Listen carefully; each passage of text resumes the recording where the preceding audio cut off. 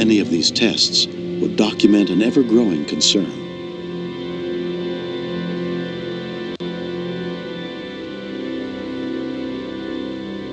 One special phase of the study concerned the amount of radiation that would pass through the human body.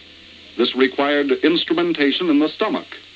A small capsule was devised as a film stack with alternate bits of film and spacers. Secured with a string and paraffin-coated, the capsule is swallowed. One end of the string hangs out of the mouth so that the capsule can be retrieved after exposure and the radiation measured. Gamma radiation may do its damage in either of two major ways, or both. One, it may physically and directly destroy tissue or eventually cause the development of some kind of cancer. Those which concern us principally have life periods ranging from several years to thousands of years.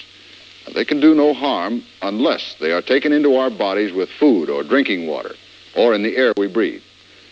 Let us consider the results of a powerful thermonuclear explosion at the Pacific Proving Grounds in the Marshall Islands, 11 degrees north of the equator.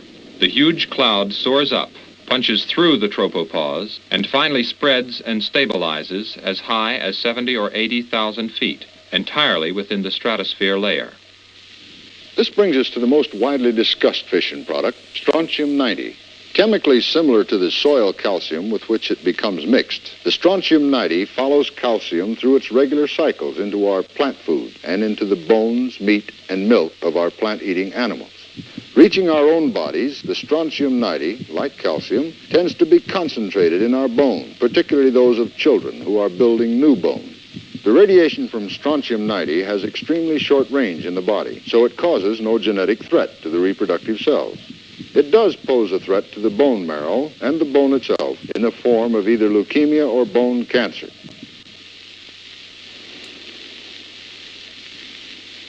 If this should happen, it would be a tragic thing for those injured, no matter how small the number. Whether these statistically very few casualties can be justified is a personal value judgment outside the scope of this report. Each citizen must make his or her own evaluation. There are those few who loudly maintain that there is no actual threat to the free world at all, certainly none that can justify either nuclear testing or nuclear armament. The opposite viewpoint holds that the development of our nuclear power has been an absolutely necessary protection against communist hostility and nuclear threats. In this view, the fallout casualties, if any, will be seen as those of unidentified soldiers in the service of humanity. Unknown soldiers in a war which has not struck, and which our nuclear power may indeed prevent from ever striking. In the fall of 1957, with test moratoriums looming on the horizon, 24 nuclear tests were conducted in the Nevada desert under the code name Operation Plum Bob. During Plum Bob, the Hood event would become the largest test ever conducted in the atmosphere within the continental United States. Hood, a 74-kiloton device, was suspended 1,500 feet above the desert floor on a balloon.